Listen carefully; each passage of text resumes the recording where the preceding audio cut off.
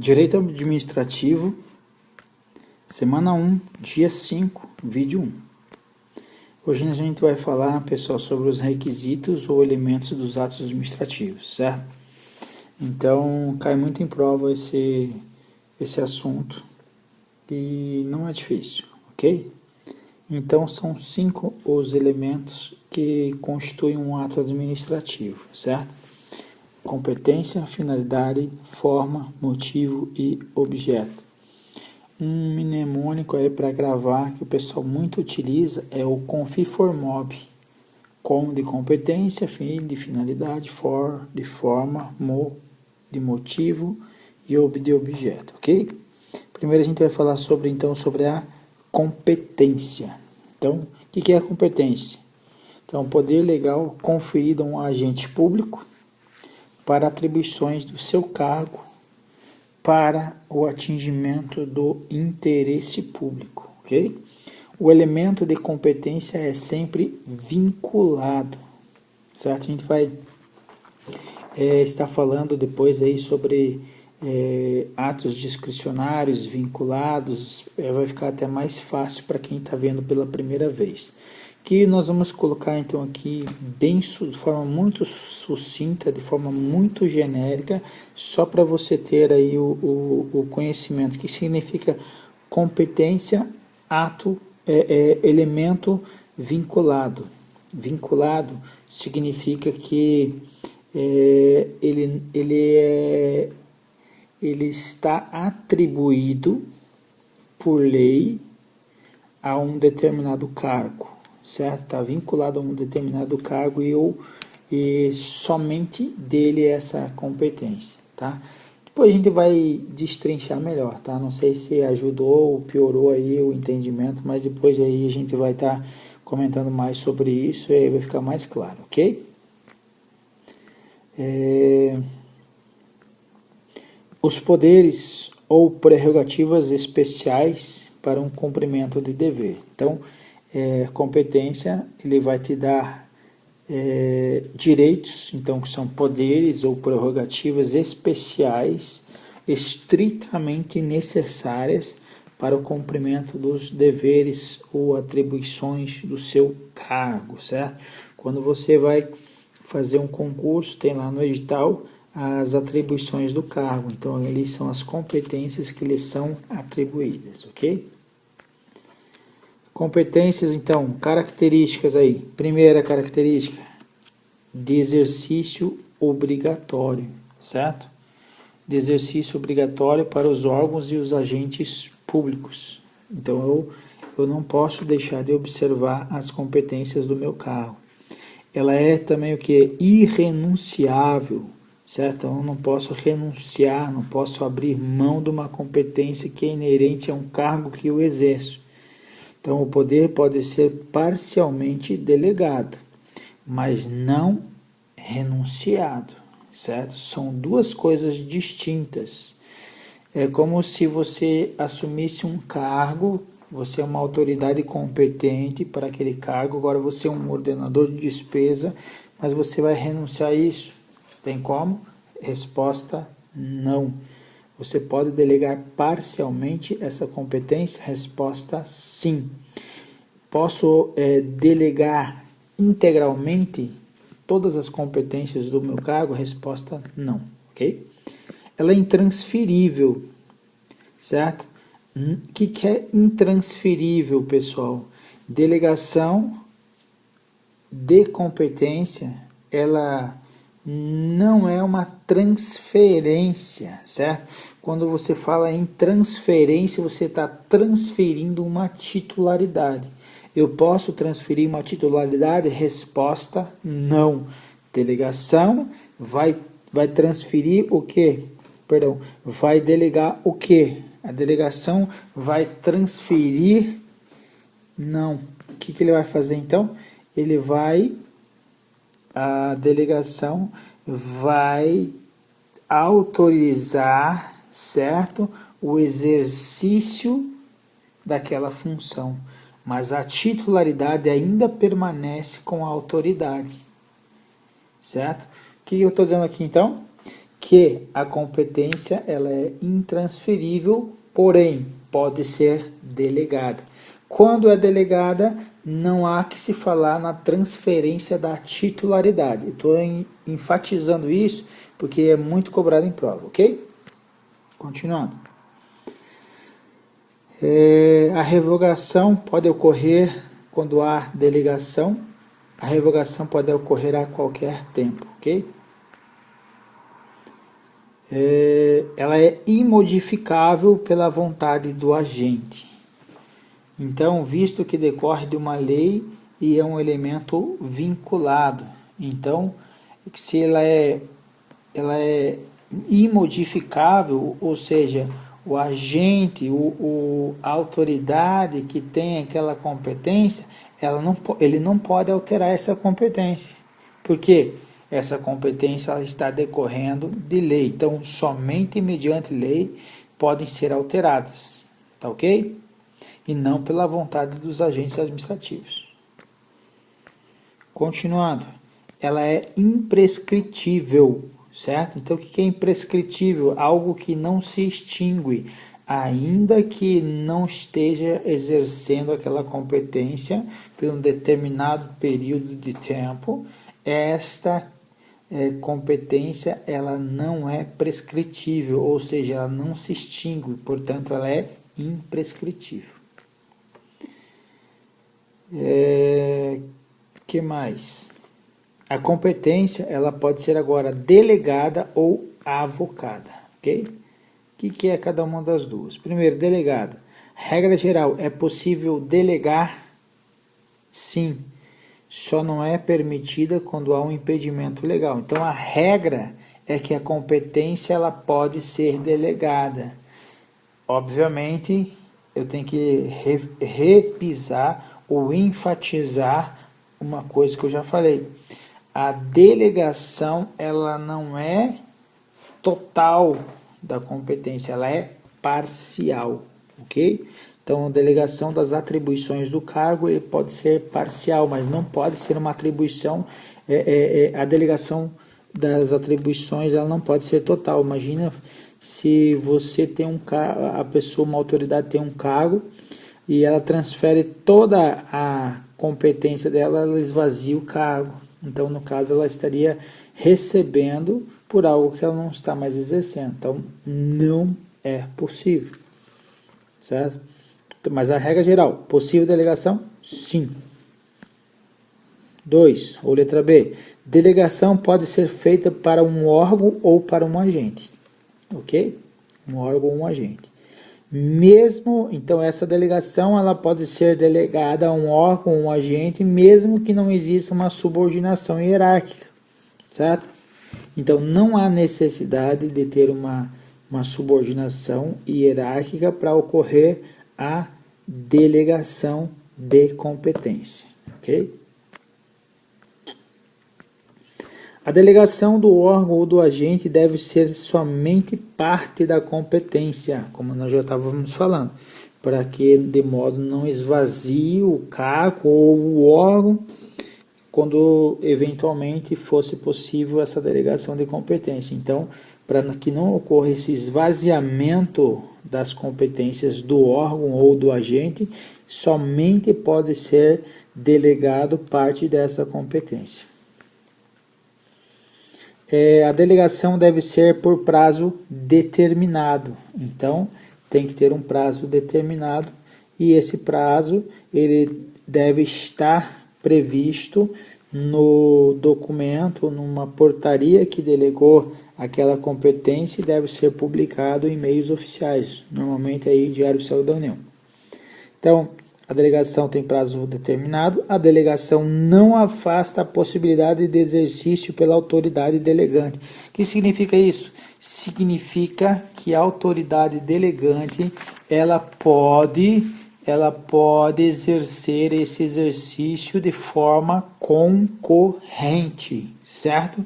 Concorrente. O que eu estou chamando a atenção para você? Veja, delegação, eu deleguei algo, eu sou autoridade, deleguei para um órgão ou para um agente que não necessariamente é meu subordinado, parte da minha competência, certo? E eu posso exercer de forma concorrente essa competência. Não há que se falar em avocação, certo? A vocação é um outro instrumento. A vocação, perceba a diferença, já vou adiantar.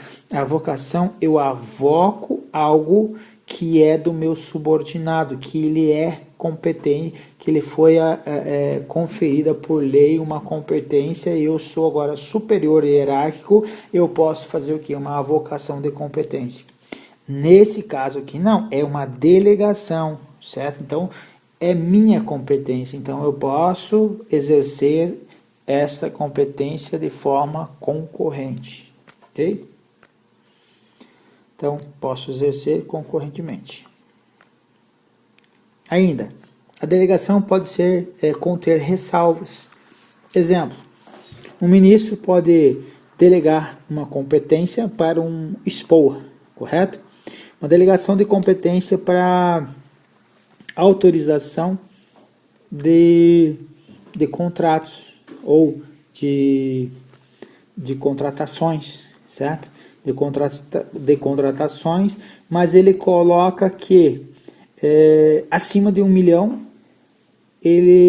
o SPOA deve pedir autorização para ele. Então, ele delegou uma competência, mas trouxe uma ressalva, trouxe uma observação, ok? Então, a autoridade faz uma autorização prévia e específica, como o nosso exemplo que nós acabamos de dar aí. O ato de delegação é discricionário. O que é discricionário? É algo que eu posso fazer, certo? Não que eu devo fazer. Então, discricionário. Revogável a qualquer tempo. Ainda que tenha lá um tempo total, eu posso revogar a qualquer tempo. Lembra? Nós temos um prazo, tem que ter um prazo dessa delegação. Eu posso revogar antes do término desse prazo. Ato de delegação e a sua revogação deverão ser publicados no meio oficial. Por que isso? Para dar publicidade, em atendimento ao princípio da publicidade, para que o ato tenha aí então o que? Eficácia, para que as outras pessoas saibam que foi delegada uma competência ou ainda foi revogada uma competência, devo trazer então o que? Uma publicação no meio oficial, normalmente Diário Oficial da União, no caso da União. O ato praticado por delegação deve mencionar expressamente esse fato. O que significa isso? Exemplo, eu sou ordenador de despesa de um órgão, certo? E quando eu vou fazer uma autorização de um pagamento, eu recebi essa delegação de ordenação de despesa, que era de quem? Do ministro, que foi delegando até chegar em mim. Então, quando eu vou fazer uma autorização de pagamento, eu tenho que colocar o ato que me delegou. Então, ele deve estar expressamente no documento. Então, sempre é colocado no despacho lá, por intermédio da portaria número X, publicada no Diário Oficial Y, autorizo o pagamento tal. Ou seja, eu estou indicando expressamente no documento que essa delegação existe. Porque imagina, para trazer uma transparência, para trazer uma organização. Porque lá no meio, vamos supor, daqui a 10 anos, o cara olha um documento que foi assinado por mim, uma autorização. Será que eu tinha a delegação daquela competência específica? Se tiver, então, lá a indicação, ou seja, mencionando expressamente esse fato, fica mais fácil constatar que não ocorreu uma extrapolação de competência, algo que não tinha sido me delegado. Então, responde por isso, ok? Quem responde pelo ato é o agente que praticou, perfeito? Quais são as proibições de delegação? Cai muito em prova. Edições de atos normativos. Edição de ato normativo não pode ser delegado competência. Não pode ser delegado competência também de decisão de recursos administrativos. Porque imagina o seguinte, se a autoridade tem uma competência de vamos supor, de punir um servidor, de trazer uma demissão para esse servidor. Ele vai olhar assim, mas vai pegar mal isso para mim, então eu vou ficar aí uma situação aí meio ruim, tal. Então o que eu vou fazer? Eu vou delegar essa competência. Não pode. Você é autoridade. Essa autoridade de decisão de recurso administrativo é uma coisa séria, então não posso delegar. Em matérias de competências exclusivas, a lei vai elencar quais são as competências exclusivas para o teu cargo e essas competências não são objeto de delegação, ok? Agora a avocação. O que é avocar? Chamar para si funções originariamente atribuídas a um subordinado. O que significa isso? Que a função não é sua. A função é de quem? De quem? Subordinado, pessoal. Então, avocação, primeira condição, a função não é sua. Segunda condição, que seja de um subordinado, certo? Hierarquicamente inferior a você. Perfeito? Por que isso? A avocação, então, é diferente da delegação, certo? Porque a delegação, a competência é sua, você passa parte dessa competência para alguém que não necessariamente será seu subordinado. Pode ser subordinado? Pode.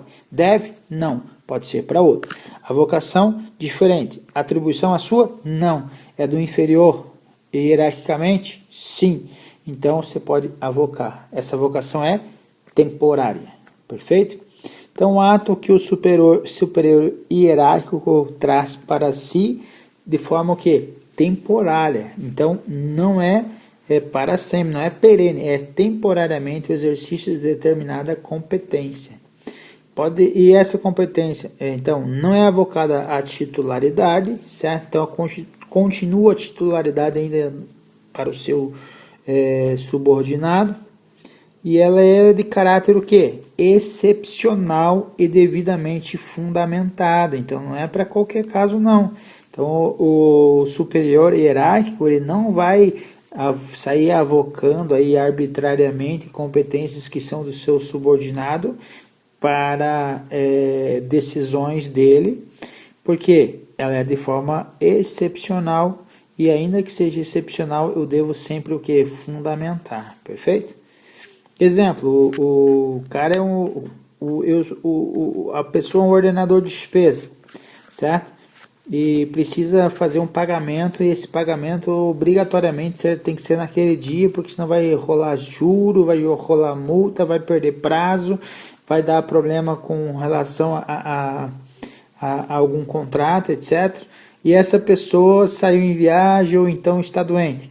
Então, quem pode avocar isso? O superior hierárquico tem essas condições, de modo então para trazer a baila lá o tal do princípio da continuidade dos serviços públicos. Então, veja que essa avocação ela tem essa finalidade.